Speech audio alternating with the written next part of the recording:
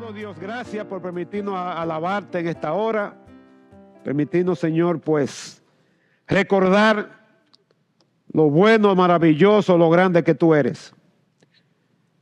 Ahora, Señor, nos acercamos a tu palabra y como hemos cantado, queremos que tú nos hables en esta hora. Queremos, Señor, que tú quites, por favor, toda distracción, todo pensamiento que sea ajeno, extraño al espíritu de este tiempo, de este momento. Permítanos, Señor, concentrarnos, estar atentos a tu voz, no a este predicador incompetente y lleno de pecado, sino que podamos mirar a Cristo, ver tu palabra y recibir lo que tú tienes para nosotros en esta hora. Y si en esta mañana tú has traído a alguien, te ha traído a ti que todavía no tienes a Cristo en tu corazón, que esta sea una mañana en que tú puedas tener un encuentro personal e íntimo con Él para salvación y vida eterna. Glorifícate en medio nuestro, en el nombre de Cristo Jesús, tu amado Señor y Salvador. Amén. Bien, hermanos, estamos viviendo unos días en que la inmensa mayoría de las personas tienen un estilo de vida, una forma de pensar que está caracterizada por el apego a lo cotidiano, a lo regular, a lo inmediato, a la búsqueda de soluciones a asuntos que son puntuales, efímeros, pasajeros.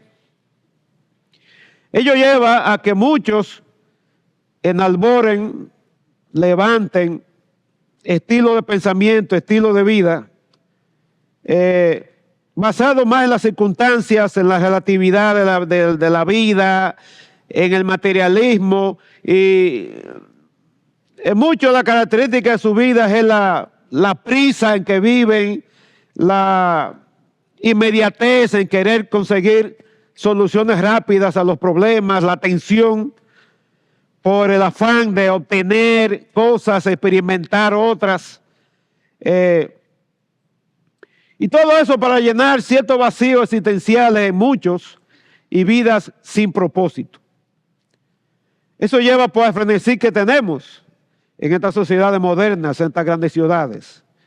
Este afán por correr detrás de cosas, detrás de bienes, buscando experimentar sensorialmente cosas que llenen vacío que solamente el Señor puede llenar. Eso lleva a muchos a que vivan vidas intrascendentes, vidas sin gran significado, que vivan simplemente por vivir,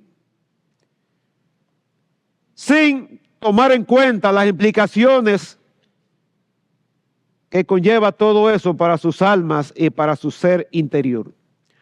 Entonces, trayendo eso al plano espiritual y a propósito de nuestra cotidianidad cristiana, pues yo entiendo que hay un altísimo porcentaje de creyentes, por no decir todos, que exhibimos las mismas cualidades, las mismas características de cotidianidad, de regularidad, de conformismo en la práctica de las virtudes o de las disciplinas espirituales.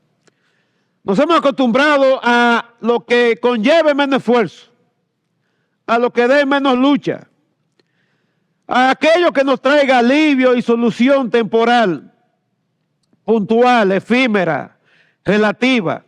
Hay muchos que lo que quieren experimentar, pues, asuntos espirituales, entre comillas, pero que lo que los lleva es a tener, como ya dije, un alivio temporal, efímero, fugaz, a lo que está viviendo en su cotidianidad. A experimentar situaciones sin mayor redundancia, sin mayor trascendencia para sus vidas. Y eso podemos ver en cosas sencillas, por ejemplo, en el cantar. ¿Qué dice la Biblia con respecto a cantar? Hay un salmo, el Salmo 47:7, que nos anima a que cantemos con inteligencia. Hay un versículo en 1 Corintios 14 que dice debemos cantar en el Espíritu. Cantar con inteligencia, cantar en el Espíritu. Ahora, analícese un momentito y piense cómo fue su actitud cuando usted cantó los cantos que se levantaron, que se dirigieron de aquí. ¿Realmente le pusimos atención a las letras? ¿Realmente, si hacemos una encuesta a la salida, nos recordaremos de lo que cantamos? Y eso sin tocar el tema de que si en verdad adoramos en espíritu y en verdad, como Jesús le dijo a la mujer samaritana aquella vez en Juan 4, es la clase de adoradores que Dios está buscando, quienes la adoren en espíritu y en verdad. Y realmente lo hemos hecho. El tema de en espíritu es tema para varias predicaciones, pero y es muy mal entendido, muy mal interpretado, pero el tema de la verdad casi no se toca. Adorar a Dios en verdad. Y lo grande es que enfatizamos lo primero. Enfatizamos que debemos adorar en espíritu y se ha inventado, ¿verdad? Se han creado todo tipo de gesticulaciones y de posturas que aparentan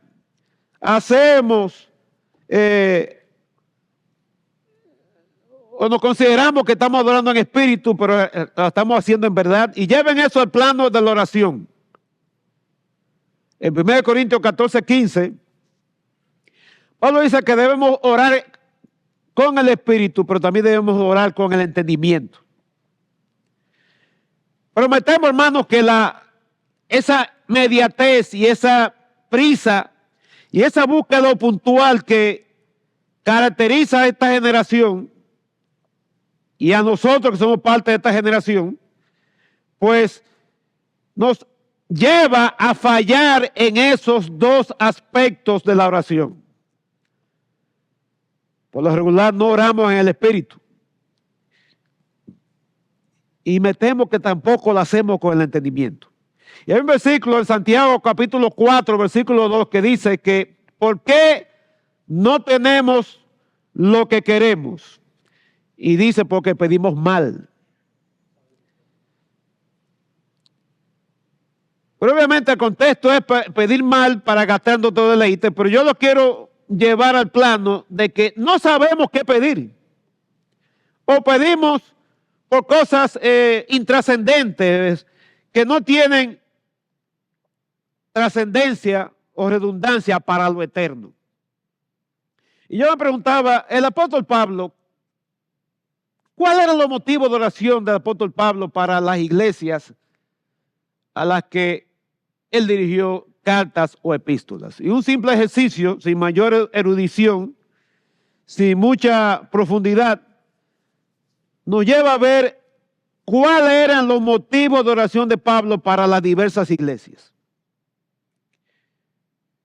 Por un lado, usted no encuentra que Pablo ore, pida por peticiones con generalidades similares a lo que son nuestras típicas oraciones.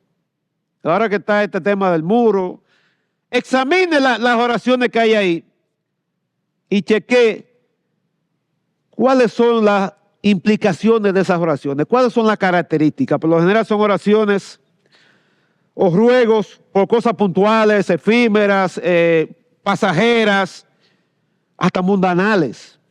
Y yo no digo que no se ore, no me malinterprete, no salga diciendo por ahí que el predicador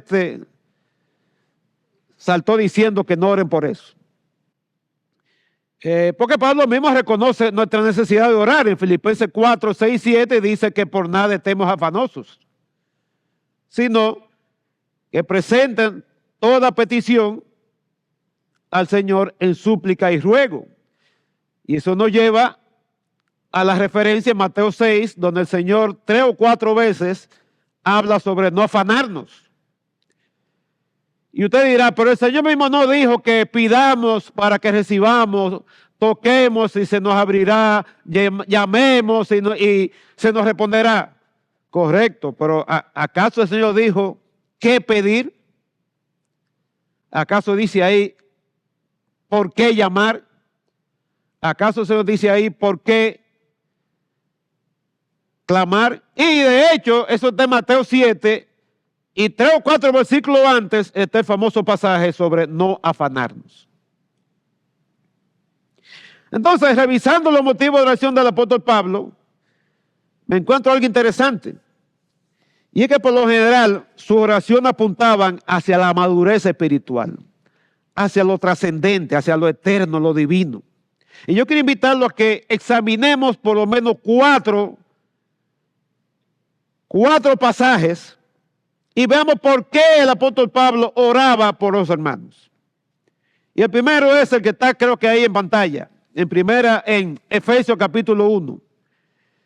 Y allí él ora y debe su oración y la mía por un espíritu de sabiduría y de revelación en el conocimiento de Dios. Y vaya conmigo ahí a la carta a los Efesios capítulo 1. Y luego del apóstol Pablo, oye, está frío esto aquí, yo estoy temblando. Yo no sé si es del miedo o del frío. Y no encuentro cómo bajar este aire. Pero nada, yo me comenzaré a mover a ver si me da calor y se me quita este frío. Y si entro en confianza con ustedes. Entonces, en Efesios capítulo 1, en los primeros versículos, Efesios 1, el apóstol Pablo comienza, luego del saludo, luego de la bendición, dice el versículo 3, bendito sea el Dios y Padre de nuestro Señor Jesucristo, que nos bendijo con toda bendición espiritual en los lugares celestiales. Y luego de eso a continuación, da una serie de bendiciones donde Dios el Padre, Dios el Hijo y Dios el Espíritu Santo bendicen al creyente. Y llega al versículo 15 y dice, por esta causa. ¿Por cuál causa? Bueno, por todo lo que acaba de decir. Mirando retrospectivamente todo lo que Dios ha hecho y aún hará por los creyentes, por el testimonio, como dice ahí, de fe y de amor, de fe en el Señor Jesús y de amor para con todos los santos. Entonces el apóstol Pablo se anima a orar por estos hermanos. Dice que él no cesaba de dar gracias por ellos. Y si en verdad esta carta fue dirigida a los hermanos en Éfeso, pues si usted chequea en el libro de Hechos, Pablo duró como 2 o 3 años viviendo y ministrando en Éfeso, de modo que esa convivencia de todo ese tiempo debió darle a él una empatía y una cercanía con estos hermanos y que ellos ocuparan un lugar muy importante en su corazón. Por eso dice que él no cesa de orar por ellos, no cesa de agradecer a Dios por ellos. Y viene aquí entonces la petición en la cual quiero concentrarme brevemente. Versículo 17 dice que él oraba, lo recordaba siempre en sus oraciones para que el Dios de nuestro Señor Jesucristo, el Padre de Gloria, le conceda 2 peticiones.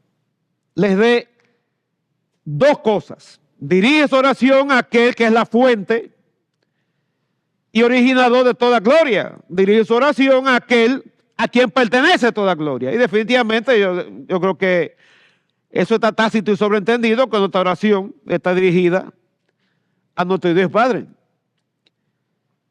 Padre de gloria. Entonces, pide ahí mismo, al final del versículo 17, la primera petición, y es que Dios le dé a ellos un espíritu de sabiduría y de revelación. Fíjense que esto es muy diferente a pedir, ¿verdad?, por un trabajo, por sanarse de una gripe y cosas por el estilo. Porque un espíritu de sabiduría y de revelación es algo que todos necesitamos. No se refiere al Espíritu Santo, que aunque en Isaías dice que es el espíritu de revelación, de sabiduría, y en otro pasaje, en 1 Corintios 2, habla de que es espíritu de revelación, pero aquí no se refiere al Espíritu Santo, sino a nuestro propio espíritu, o más bien una cualidad por la cual, una disposición para poder tener un entendimiento piadoso que solo puede ser recibido, puede ser aceptado en una mente regenerada. ¿Usted ha tratado alguna vez de poner un dispositivo en algo que no cabe? Porque eso no fue hecho para eso. Bueno, entonces, este espíritu de sabiduría y revelación no es para un inconverso.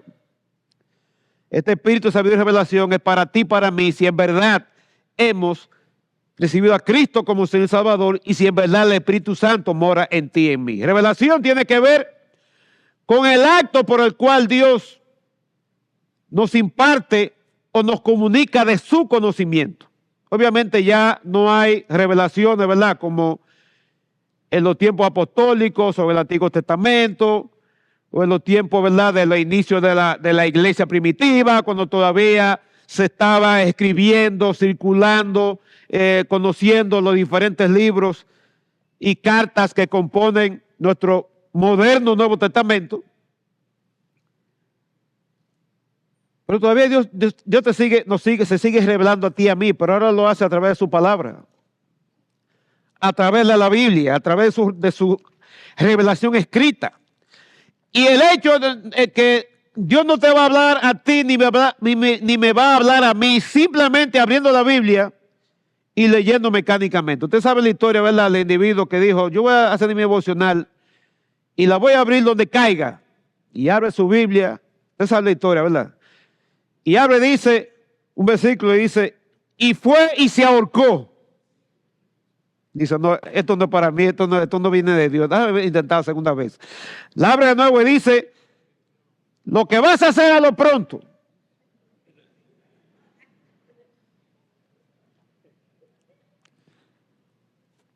Y la cierra y dice, no, hasta será la vencida. Aquí Dios sí me va a hablar. Y la abre y dice, ve tú y haz lo mismo.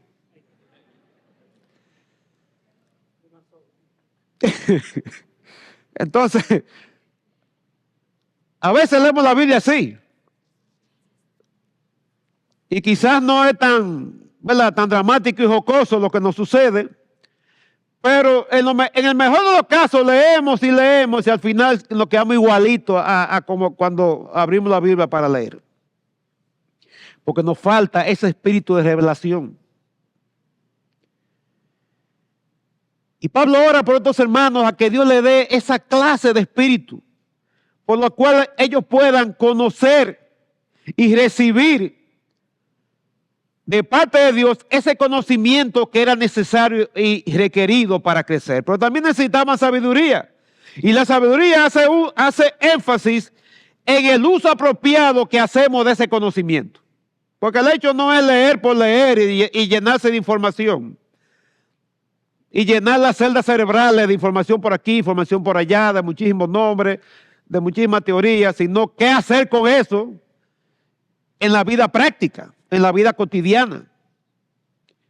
Y es lamentable que encontramos montones de creyentes que no saben qué van a hacer ante una situación particular o específica, cuando Dios ha dado indicación en su palabra de cómo reaccionar, cómo actuar. No necesariamente una indicación enfocada a ese detalle particular. Digamos que usted le invitan a hacer un negocio X con un individuo y usted quiere buscar en la Biblia si usted puede hacer ese negocio. Usted no va a encontrar ningún versículo que le diga no lo haga o sí hazlo. Pero con ese espíritu de sabiduría y de revelación, Dios te va a dar las indicaciones, los principios que te van a ayudar a discernir su voluntad con respecto a esa decisión que debes tomar. De modo que debemos conocer y entender nuestra posición en Cristo. Debemos conocer y entender quiénes somos delante de Dios en Cristo antes de poder tener la capacidad de servirle como Él quiere que le sirvamos. Y esa es la primera petición del apóstol Pablo para estos hermanos, que Dios les dé espíritu de sabiduría y revelación. Y la segunda petición está al principio del versículo 18 y tiene que ver con iluminación espiritual. alumbrando los ojos de vuestro entendimiento. Y la palabra entendimiento literalmente es corazón. Y que usted sabe que el corazón en la Biblia es la sede, el centro de la mente y de la voluntad. Es lo que Pablo le llama el hombre interior. Es aquello que en Proverbios 4:23 se nos invita a que cuidemos por encima de todas las cosas. Obviamente la idea no es que usted haga, ¿verdad?, ejercicio, ¿cómo se llama el ejercicio esto? Cardiovasculares. O que se meta en un régimen de dieta o algo para fortalecer el organismo. El corazón ahí se refiere a todo tu ser interno, a todo tu ser integral, a esas facetas que significan la imagen y semejanza de Dios en ti y en mí. Y necesitamos ser iluminados en nuestro ser interior. Porque, hermano, todavía, aún estando en Cristo, todavía como que no caemos en el conocimiento de ciertas verdades escriturales que nos pueden ayudar a crecer conforme a como Dios quiere que crezcamos. Y el tema es que todavía hay mentiras que seguimos creyendo. Hay mentiras que el mundo nos inyecta, nuestra carne desde el interior, nos susurra. El mismo diablo se encarga de ponérnosla siempre en unos cartelones, en unas vallas bien grandotas en nuestro camino. Y necesitamos la iluminación espiritual para conocer la verdad que va a contrarrestar esas mentiras. Y en otro lugar, somos muy dados a confiar en nuestros sentimientos más que en las verdades bíblicas. Como nos sentimos, según el pie con que nos levantamos ese día o vamos a tener mayor o menor victoria espiritual. Según el lado de la cama en que nos levantamos o el humor con que despertamos o despertemos, eso va a regir la manera como en ese día tendremos más o menos victoria. El tema no es confiar en los sentimientos, porque los sentimientos son volubles. Los sentimientos son variables. Y nuestra fe debe estar basada en la revelación bíblica y por eso necesitamos iluminación espiritual. En Colosenses 2:6 dice que la manera como recibimos al Señor Jesucristo, de esa manera debemos andar. Y pregunta, ¿cómo tú recibiste al Señor Jesucristo? ¿Qué dice Efesios 2:8-9? Porque por gracia soy salvo por medio de ¿qué? De la fe. Y eso no es de nosotros, sino es don de Dios, no por obra. Entonces, de esa manera como tú recibiste al Señor Jesucristo, por la fe y por gracia, si tú tienes que andar cada día. Ahora, no por fe en cómo amaneció el día, no por fe en qué dicen los mercados y la bolsa de valores en Nueva York, el Nikkei en Japón y qué sé yo, no sé dónde. No, sino en las verdades escriturales. En lo que Dios dice en su palabra, cómo Él quiere que tú y yo caminemos. Y para eso necesitamos iluminación espiritual. Y esa iluminación, pues como dije, es para entender verdades profundas y poder relacionarla con la vida cristiana. No simplemente Cristo me ama, yo lo sé, su palabra dice así, pero verdades más profundas que esas, que tiene que ver con nuestro caminar con el Señor y nuestro desenvolvimiento y respuesta a diversas situaciones del diario vivir y el diario andar. ¿Ustedes recuerdan los discípulos que iban camino a Maús en Lucas capítulo 24? ¿Verdad? En el marco de los rumores y las noticias que no sabían si era falso o verdadera que le salían en los celulares a los discípulos de que Jesús había resucitado. Y estos señores iban camino a este lugar desencantados porque su maestro había muerto y había un rum por ahí de unas mujeres que quizás estaba media trasnochada, qué sé yo, de que el sepulcro estaba vacío. Iban caminando, alejándose de Jerusalén, porque ya su esperanza se había desvanecido.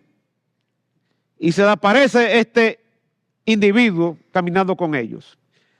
Y comienza a cuestionarlo y les habla. Y luego, más adelante, cuando Jesús se les revela, ellos dicen, oye, se dicen uno al otro, ¿cuánto ardía nuestro corazón mientras nos explicaba la palabra, nos explicaba el evangelio? Pero hasta que Jesús no se reveló, no les iluminó, no se dio a conocer, ellos no entendieron para nada lo que ese extraño le estaba enseñando con relación a lo que había sucedido en Jerusalén desde el viernes anterior.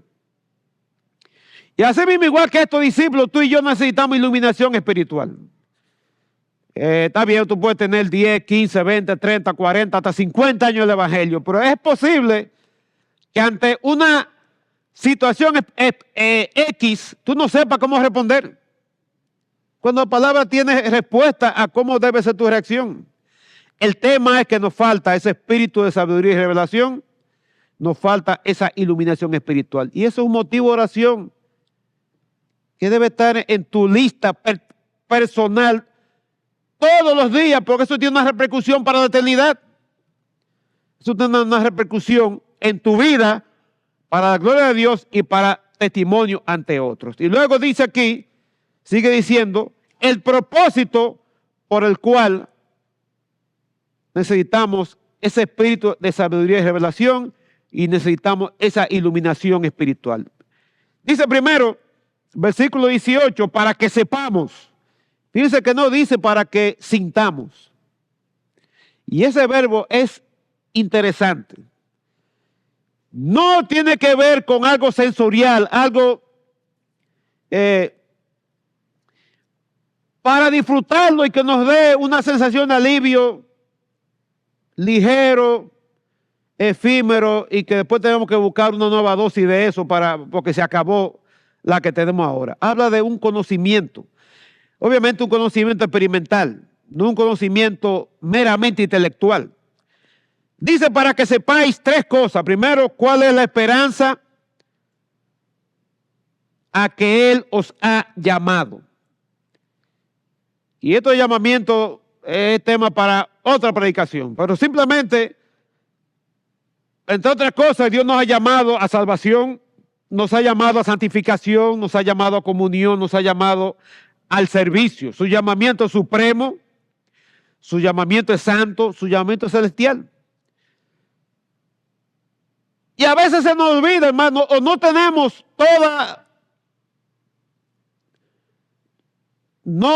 digamos,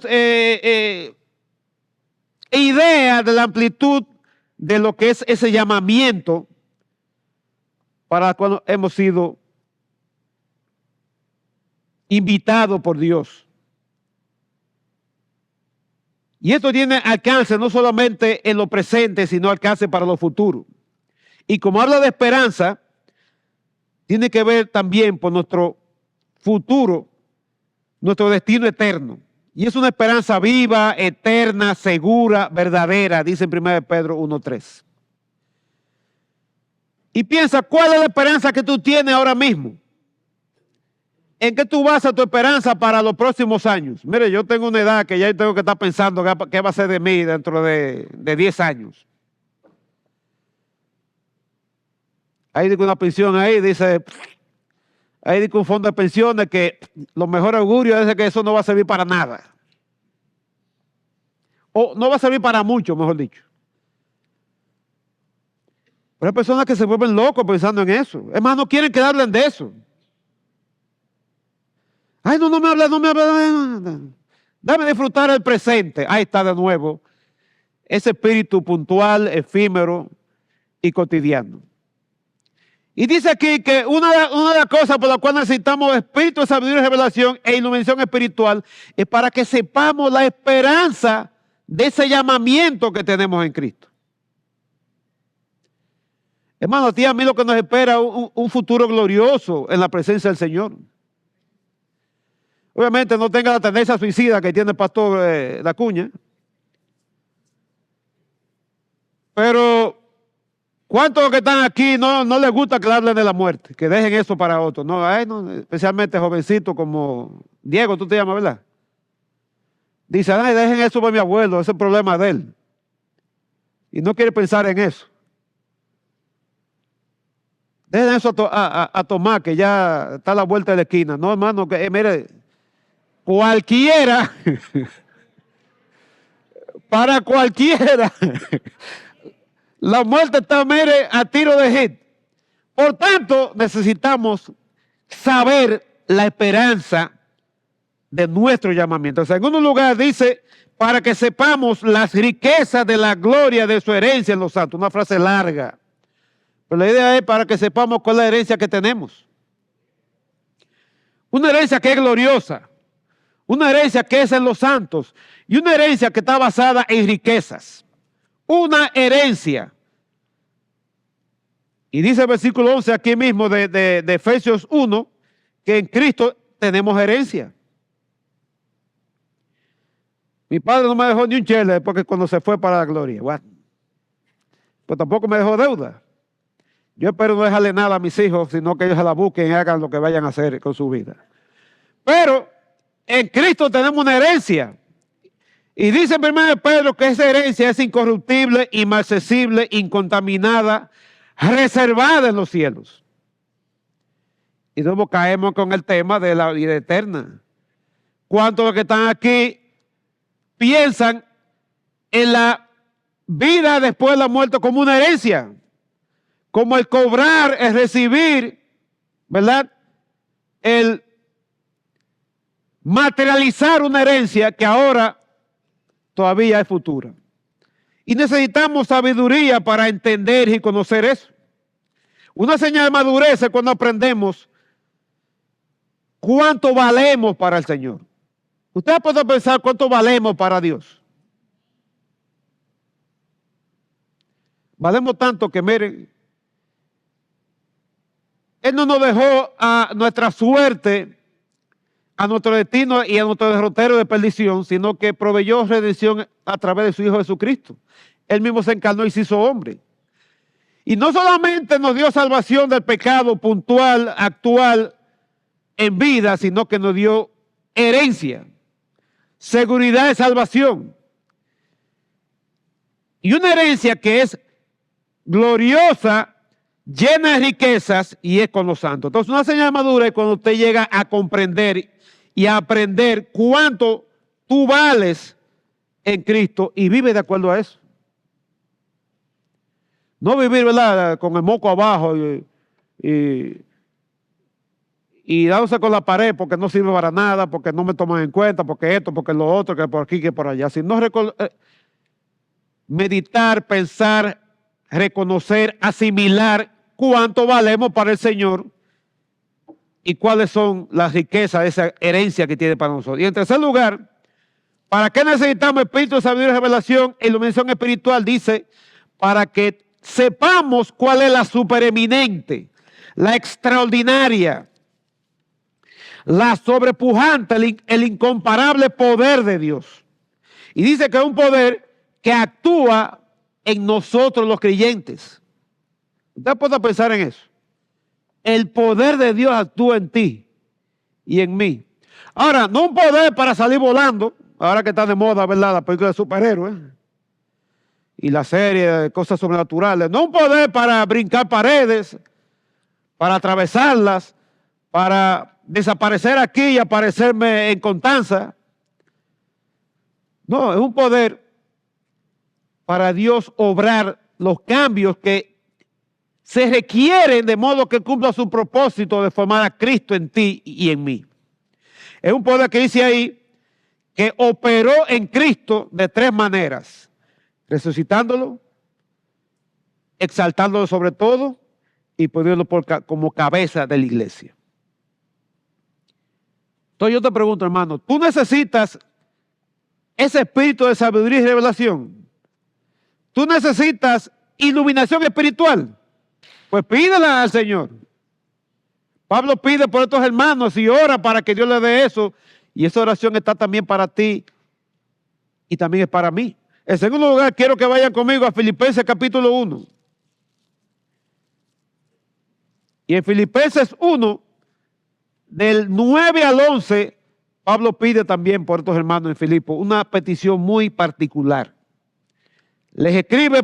Pablo escribe a los filipenses para expresarles su gratitud por el apoyo material que recibió de parte de ellos, que le fue enviado mientras él estaba en prisión domiciliaria, en una carta llena de gozo, con gozo y gratitud.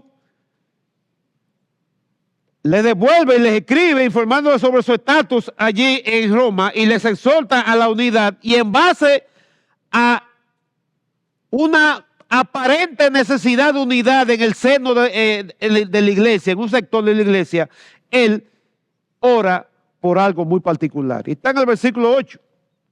Antes de eso, él dice que él estaba convencido de que Dios perfeccionaría en su vida la obra que comenzó. El famoso versículo 6 del capítulo 1. Y pide algo interesante en el versículo 9. Dice, esto pide una oración. ¿Qué pide? Pide que el amor de ellos abunde más y más. Bueno, ayer fue, ¿verdad?, el día de la amistad de San Valentín. Yo no sé si usaron ese versículo como apoyo para alguna campaña, ¿verdad?, publicitaria, o para vender los jarritos esos llenos de chocolate, qué sé yo. Ahora, ¿qué amor se refiere el apóstol Pablo aquí? No le especifica qué tipo de amor. Puede ser y debe ser los dos amores que Jesús dice en los cuales se basa la ley. El amor a Dios Padre y el amor al prójimo. Y pide que ese amor abunde, que ese amor crezca en abundancia, aumente, se multiplique en los corazones de estos hermanos, de modo que lleguen a ser más que suficientes, y que abunden más y más, abunden en volumen, en grado, en medida. Ahora, si eso hubiera quedado ahí, que el amor abunde más y más, y ya, hubiera parecido que es el clásico amor, ¿verdad?, de Corín Tellado o de Delia Fiallo, qué sé yo. El hermano me entiende quién son esos fulanos. Aquí esta generación no sabe quién son esa gente. Así que pónganse a leer, investiguen. No es amor romántico. Fíjese que dice que el amor abunde más y más. ¿En qué? En ciencia y en qué más. En conocimiento. Ahora, ciencia ahí no se refiere, ¿verdad?, a astronomía, astrofísica, cibernética, o ¿cómo se llama esto? Ciberseguridad. No, esa no es la clase de ciencia que se refiere ahí.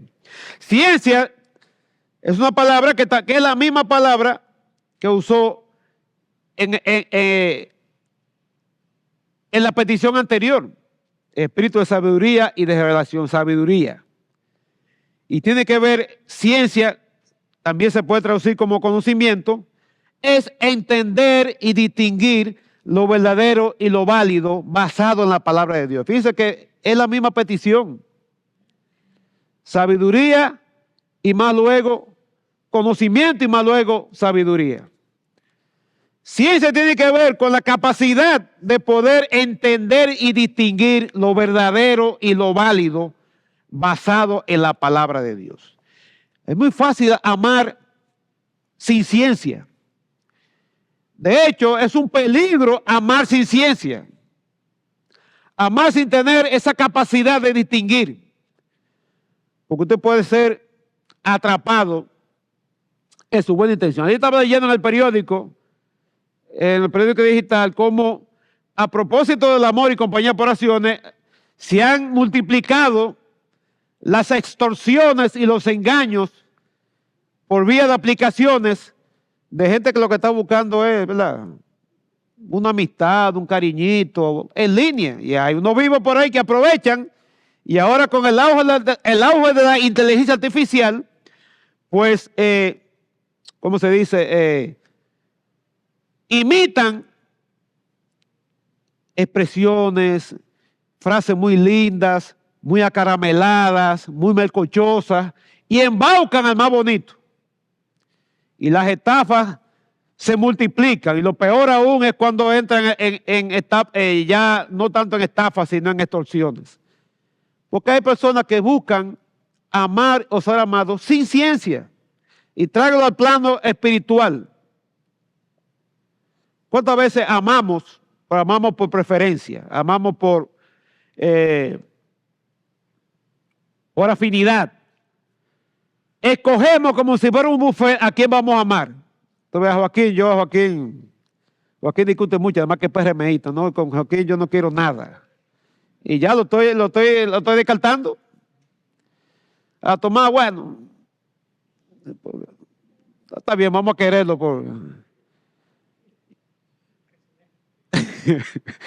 Entonces necesitamos ciencia, conocimiento para discernir, para discriminar lo verdadero y lo real, pero también necesitamos conocimiento, que una mejor traducción es percepción o discernimiento, que es la capacidad de poder poner en práctica ese amor con ciencia. Es un amor para distinguir, entender, comprender y discriminar acciones adecuadas en lo que tiene que ver con nuestro servicio a Dios y las actividades o las interacciones con otros.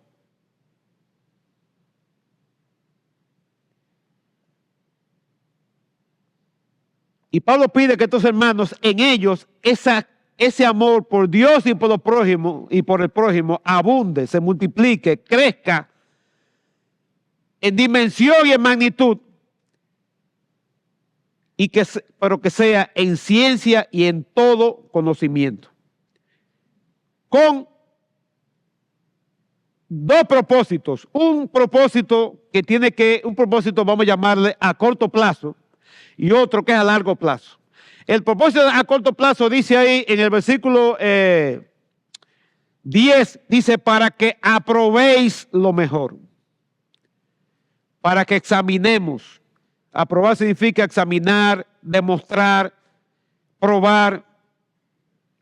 Elegir entre dos opciones la que es de mejor calidad o de mejor valor. Y es verdad que somos llamados a amar a todos. Pero hay que saber cómo amar. Y quizás suene raro y ustedes me van a tirar tomate, gracias a Dios que no lo tienen. Tomate, piedra, tampoco tienen piedra. Y esa silla pesa muchísimo, no lo van a tirar. Pero hermanos, tenemos que saber discriminar a quienes vamos a amar y cómo amarlos. Especialmente aquellos que son complicados de amar. Porque Jesús lo dijo bien claro, lo advirtió. Es muy fácil, muy bonito amar al enllave, ¿verdad? Al acólito, al pana, al que me hace coro, pero que es complicado amar, es amar a ciertos hermanos. Y vamos a ponerlo de otra manera. ¿Cuán complicado a veces somos nosotros para que nos amen? Entonces tenemos que discernir, no para decidir no amar, sino cómo amar a esa clase de personas. Por eso necesitamos, para probar lo mejor en el tema del amor al prójimo y del amor a Dios, de cómo y cuándo servirle, no porque tengamos la opción de servirle a nuestra manera en nuestro tiempo, sino discernir cómo hacerlo conforme a su voluntad y conforme a su propósito. Entonces, ese tipo de amor tiene un propósito a corto plazo para que aprobemos lo mejor, pero también tiene un propósito a largo plazo. Y sigue diciendo, a fin de que seáis sinceros e irreprensibles. ¿Para cuándo? A ver qué dice su Biblia. ¿Para cuándo? Para pasado mañana, para la asamblea del mes que viene, para las elecciones ¿cuándo son las elecciones? En el 28, ¿no? Dice ahí, sincero e irreprensible para el día de Cristo. ¿Y cuál es el día de Cristo? El día de Cristo es cuando nos encontremos con Él. Ya sea que durmamos con Él, como dice en 1 Tesalonicenses, y en su venida Él nos traiga, o que estemos vivos para la ocasión y seamos arrebatados. Que Él nos encuentre sinceros, viviendo en pureza, en honestidad, en actitud y de cuerpo, y también irreprensible, sin ofensas, libre de culpa. Pero también que en su venida le podemos presentar frutos de vida cambiada, frutos de servicio, frutos de amor, frutos de justicia. Justicia que dice ahí que es por medio de Cristo. Y la meta de todo eso, dice al final del versículo 11, es para que Dios sea glorificado y para que le alabemos. ¿Usted puede pensar cuál va a ser el tema de alabanza al Señor cuando nos encontremos con Él? ¿Cuál va a ser el himno que le vamos a cantar al Señor cuando nos encontremos con Él? Ninguno va a ser eso que dice ahí. Le vamos a presentar nuestra vida sin ser irreprensible. Lo vamos a llevar un canasto lleno de frutos de justicia y eso va a ser para alabanza y gloria de su nombre. Entonces pregunta, ¿necesitas tú esa clase de amor? ¿Necesitas tú ese amor que sobreabunde en ciencia y en todo conocimiento, o tú estás tranquilo conforme con la clase de amor que tú le profesas a Dios y que le comunica a tus hermanos?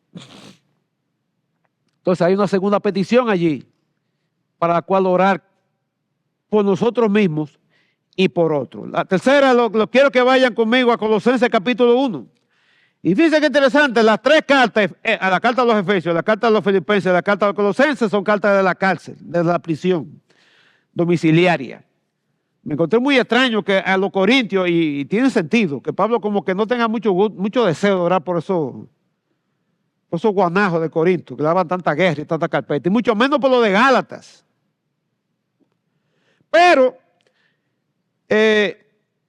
aquí estamos en la carta de los Colosenses, en el versículo 9. Y aquí también el apóstol Pablo comienza esta carta dando gracias a Dios por lo que él ha oído de la fe y el amor de tus hermanos. Y dice el versículo 2:1 del capítulo 2 que Pablo nunca había ido a esa iglesia, no conocía a los hermanos de Colosas. Él supo de ellos. Hay que ponerle un par de clavos aquí a esto para que no se mueva así. Un par de grapas ahí. Y él da gracias a Dios por lo que él ha escuchado de estos hermanos. Y dice el versículo 8, que también él llegó a escuchar sobre el amor en el espíritu que ellos tenían. Y eso lo comunicó un individuo de fugaz aparición en la Biblia, un tal Epafras. A propósito, siempre doy esta exhortación. A las parejas jóvenes que están pensando en tener niños, mire qué nombre más bonito, Epafras. Un varón, sí. Pues tú quieres poner a la hembra también, no hay problema. También hay un Epafrodito en Filipenses también, anímense. Ok, entonces, en base a todo eso, a ese testimonio que él escuchó de Epafras, de cómo esta iglesia, estos hermanos en Colosas, crecían en amor hacia el Señor, en amor hacia los santos, en fe hacia el Señor, basado en una esperanza gloriosa, conforme a la palabra. Entonces, en el versículo 9, él dice, por lo cual también nosotros, desde el día que lo oímos, no cesamos de orar por vosotros. Y es interesante que él dice eso por una congregación que él no conocía, él nunca había ido ahí. Además, no hay evidencia de que Pablo hubiera tenido incidencia directa en la formación de esta congregación. Pero él pide algo interesante, y dice que sean llenos del conocimiento de la voluntad de Dios. Que ellos tengan llenura, sean completados, provistos, llenados, acabados del conocimiento. Y otra vez la palabra conocimiento. De la voluntad de Dios. Conocimiento pleno, profundo y total de la voluntad de Dios. Y es un tema que todavía apasiona entre los creyentes. Cómo conocer la voluntad de Dios. Y seguro que usted ha participado de de charlas, de predicaciones. Quizás ha preguntado o le ha preguntado al pastor o a alguien, ¿cómo conocer la voluntad de Dios? Pues déjeme decirle que la voluntad de Dios ya Dios la reveló hace tiempo en este libro. ¿Qué dice el famoso pasaje de Deuteronomio 29:29? Dice que las cosas secretas pertenecen ¿a quién? Magnífico. Así que no esté buscando cosas raras ni extrañas. Pero que las reveladas son ¿para quién? Para nosotros. ¿Y dónde están esas cosas reveladas? Están de nuevo. Están en este libro.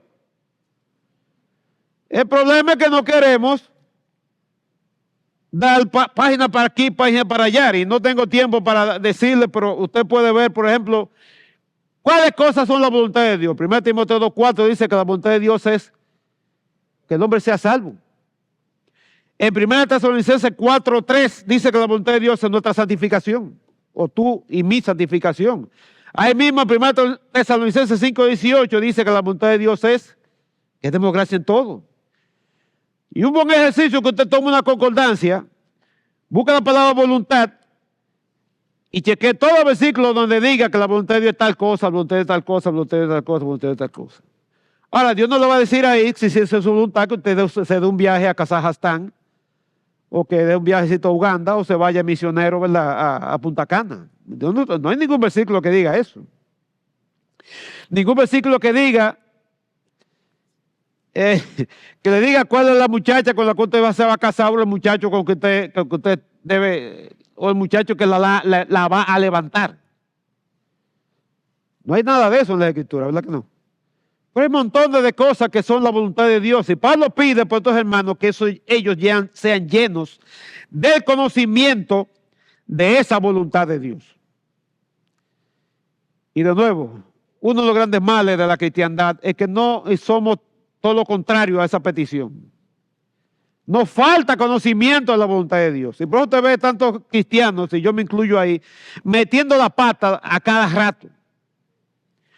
Porque confundimos nuestro deseo y nuestro anhelo y la inclinación de nuestra concupiscencia, la confundimos con la voluntad de Dios.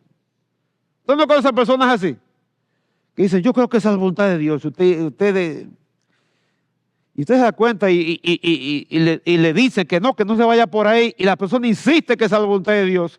Hasta que se mete en eso y se estrella y se cae de hocico, como decía una persona conocida mía. Ahora, si crecemos en la llenura del conocimiento de la voluntad de Dios, nos vamos a evitar todos esos problemas. Ahora, fíjense que sigue diciendo que eso debe ser, esa llenura en el conocimiento de la voluntad de Dios debe ser en toda sabiduría e inteligencia espiritual. Y de nuevo volvemos al mismo punto. Dios a ti y a mí nos ha dado el cerebro no para que sea, ¿verdad?, esté lleno de cabello. Algunos tienen mucho, otros tienen poco, como yo, que se me están cayendo. Ni tampoco para que tengamos las orejas ni los ojos de adorno, sino porque usemos el cerebro para algo. Y para eso necesitamos sabiduría, que es la capacidad de acumular y organizar los principios bíblicos. Es la capacidad de usted poder leer, estudiar, escudriñar, investigar y poder organizar toda esa información de manera que usted pueda aplicarla y usar la inteligencia para llevar a cabo esos principios, o mejor dicho, aplicarlos en la cotidianidad y en la vida diaria. Y no es más que discernimiento. Y esta oración tiene una triple intención. Primero, pleno conocimiento. Eso va acompañado o seguido de toda sabiduría, y esta va acompañada con discernimiento espiritual. Necesitamos conocimiento de la voluntad de Dios. Y no una voluntad que está escondida, que hay que ir al Tíbet por allá, donde un gurú a buscarlo, o a lo profundo de la selva amazónica. Eso está a tu alcance y a mi alcance si tú tienes una Biblia contigo. El tema es que necesitamos desarrollar la capacidad, desarrollar la disciplina para conocer la voluntad de Dios y necesitamos la ayuda del Espíritu Santo. De ahí la petición, ojalá no se me caiga esto de aquí al final. Esa oración, esa petición por ser lleno de conocimiento de voluntad. Y el propósito es triple, y sigue diciendo, para que andemos como es digno del Señor, para que vivamos, nos comportemos, nos conduzcamos de una manera agradable para Dios, en humildad, en pureza, contentamiento, en fe, en buenas obras, en amor, en luz y un buen etcétera. Segundo, para que llevemos fruto, y otra vez aquí vuelve el tema de fruto. Fruto en toda buena obra. Exhibamos una vida fructífera, una vida producto, o mejor dicho, resultado producto de una vida justa. Y tercer lugar, para que crezcamos en el conocimiento de Dios. Así que, fíjense, una vida digna lleva a mostrar frutos y eso, como si fuera un ciclo, nos lleva entonces a más conocimiento de la persona de Dios.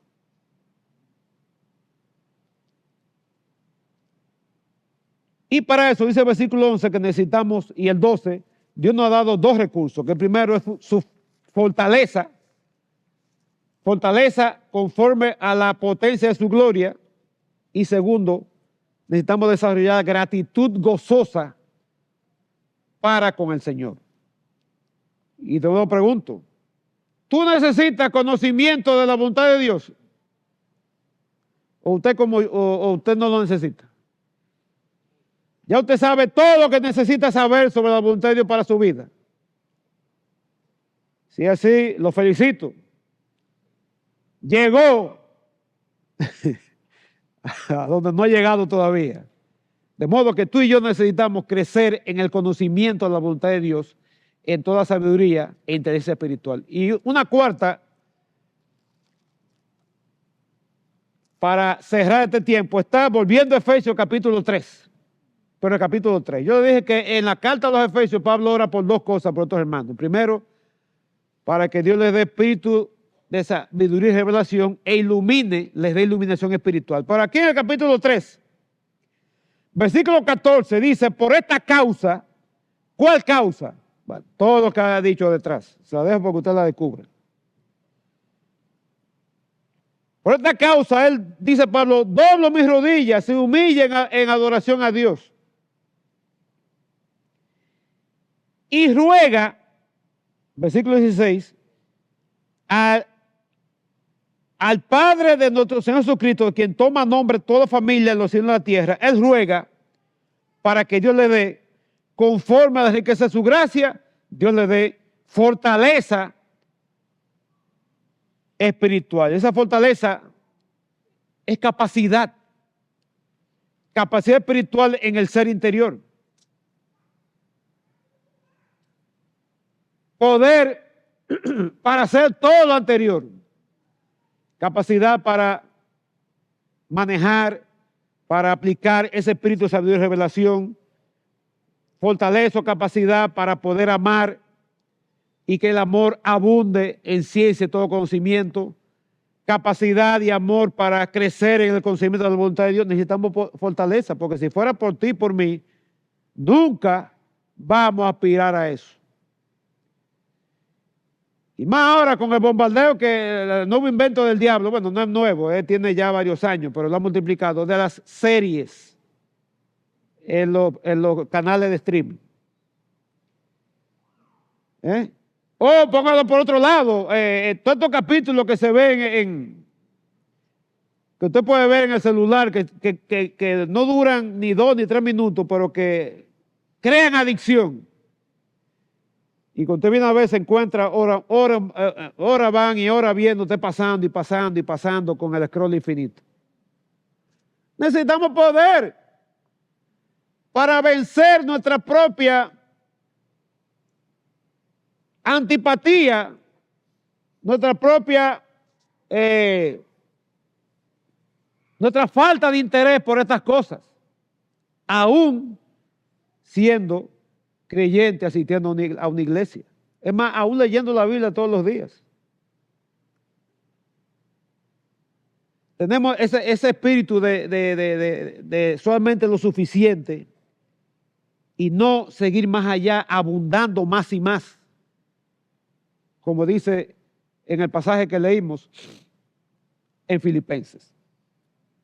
Entonces Pablo ora por estos hermanos para que ellos sean fortalecidos, donde que estoy aquí, para que conforme a la riqueza de la gloria de Dios, ellos sean fortalecidos con poder en su ser interior por su espíritu. Y como dice, esa fortaleza es capacidad espiritual. Es el poder que Pablo dice en Filipenses 4:13. Es un poder para deleitarnos en Dios, como Pablo dice en Romanos 7:23. Es un poder para ser renovados cada vez. Es una fortaleza que recibimos del Espíritu Santo. No solamente para testificar, como dice el Señor le dijo en Hechos 1:8 a los apóstoles que recibirían el poder para ser sus testigos, sino el poder para vencer la carne, para poder andar en el Espíritu y no satisfacer las obras de la carne, como dice Gálatas 5:16. Es poder para ser lleno del Espíritu y no de otra cosa que trae disolución.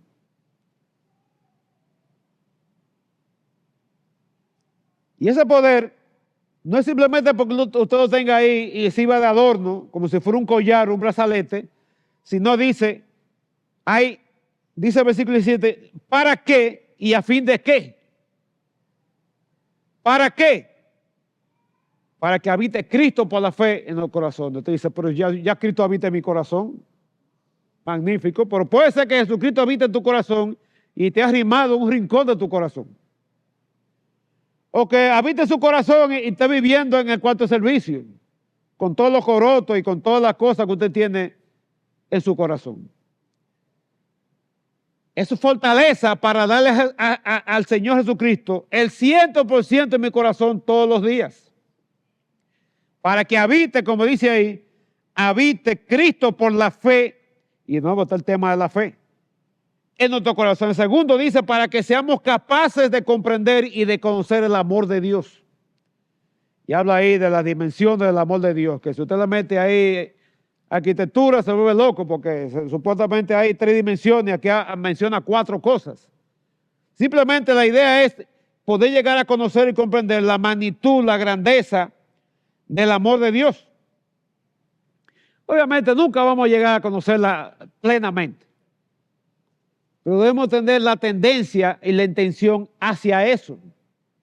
Y es más, estudiando y conociendo cada vez más sobre la persona de nuestro Señor Jesucristo, crecemos en el conocimiento del amor de Dios. Porque como dice en Juan 1, creo que el versículo 18, Jesús vino a dar a entender, dar a conocer al Padre. En otro lugar él dice, quien me ha visto al Padre. Cuando usted quiere conocer a plenitud el amor de Dios, vea a Cristo en las Escrituras. A la vez que permite que Él habite, que more cómodamente en su corazón, así como dice Colosenses 3:16, que la palabra de Cristo debe morar abundantemente en tu corazón. No ser un huésped arrimado y un huésped hasta indeseable en nuestras vidas, sino que sea un huésped distinguido, que llene por completo todos los espacios de tu corazón y de mi corazón, de tu vida y de mi vida.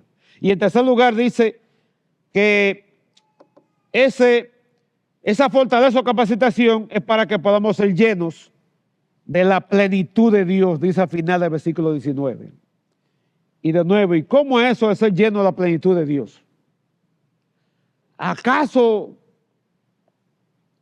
vamos a recibir una medida, qué sé yo, adimensional o fuera de serie de la persona de Dios? De nuevo, miremos a Cristo. Si Cristo habita en tu corazón y en mi corazón, si estoy creciendo en el conocimiento y la comprensión del amor de Dios a través de Cristo, entonces vamos a crecer en la plenitud de Dios. Porque dice en otro lugar, creo que en Colosenses, que en Jesús habita toda la plenitud de la deidad. Y si Cristo habita en tu corazón, en ti habita toda la plenitud de la deidad.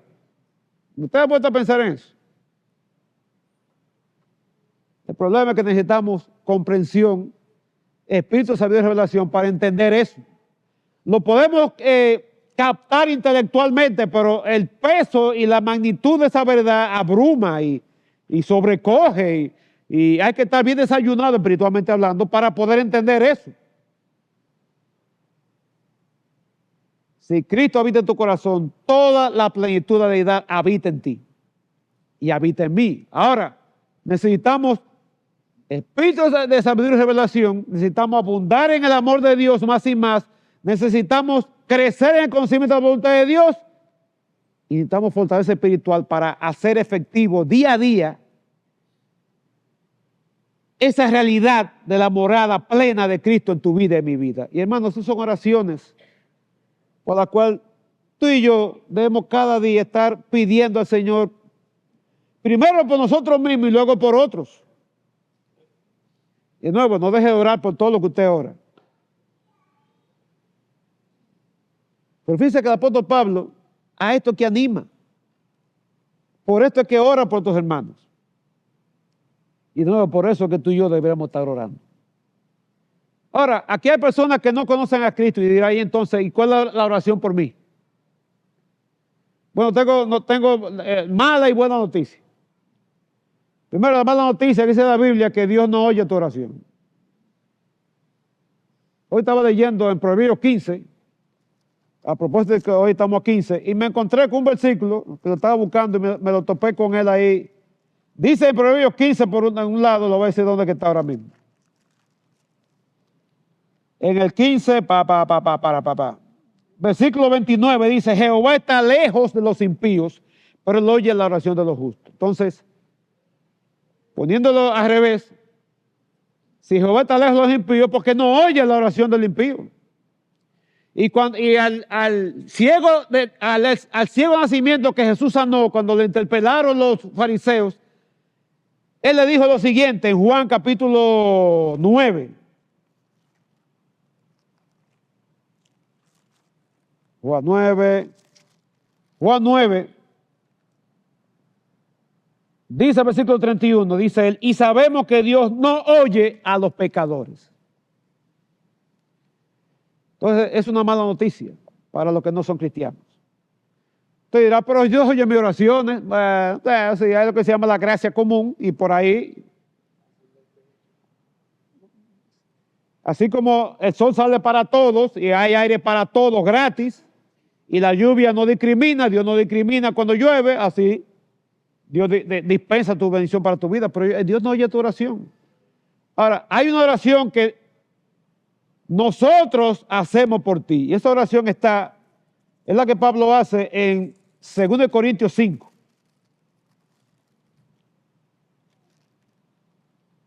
Versículo 20. Dice 2 Corintios 5:20, así que somos embajadores en nombre de Cristo, como si Dios rogase por medio de nosotros.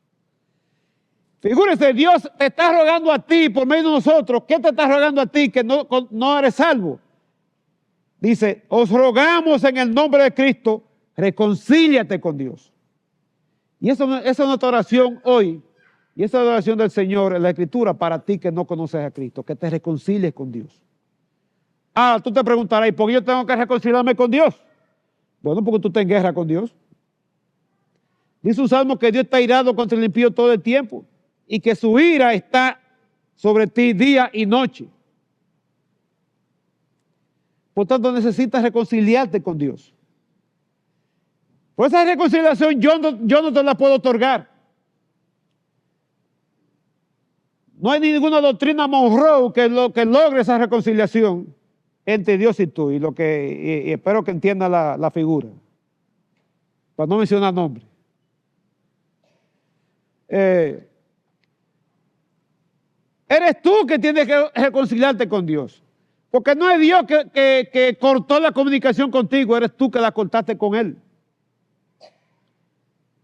Pero es necesario un sacrificio, alguien que pagara el precio de esa reconciliación. Y ese fue nuestro Señor Jesucristo que murió en la cruz. Por eso dice ahí también que Cristo es nuestra reconciliación. Dice el versículo 19 que Dios estaba en Cristo reconciliando consigo al mundo. Por tanto, te exhortamos, te rogamos, te pedimos, te suplicamos, reconcíliate con Dios. Y hoy es un muy buen día para hacerlo. Solamente tú puedes hacer eso. Yo no puedo hacer eso por ti. Ninguno lo podemos hacer. Es un asunto personal. Y quiere el Señor que en esta mañana tú no salgas de este lugar sin reconciliarte con Dios. Porque te está llamando, te está esperando, te está invitando, está en la puerta de tu corazón, tocando, y no va a tumbar la puerta, no le va a entrar, ¿verdad? Como en la película de policía que tumba la puerta, la rompe, yo no sé quién que la repara. Él no va a hacer eso.